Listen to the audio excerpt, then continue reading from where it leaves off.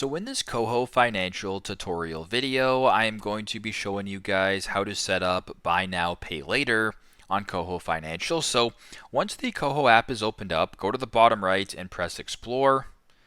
Then once you're on this page right here, I want you to scroll down a little bit to where it says Borrow and where it says Pay Later. Go ahead and select that.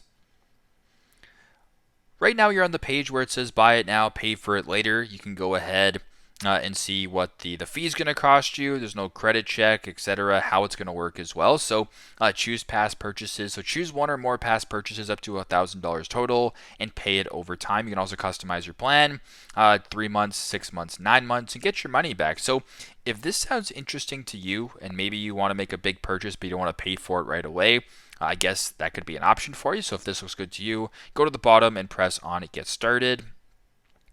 Now in my case, I'm not eligible for pay later just because, I haven't done any of the goals yet. But if you have an account, maybe you've subscribed, you've made some purchases, etc., you're going to have this option available for you. So pretty simple, pretty straightforward. Obviously, make sure you're doing your due diligence and make sure that this is the right thing for you. But if you're interested in how to buy now and pay later, this is how you guys can set it up and do it in KOHO Financial. Thanks again for watching, and hope this video helps.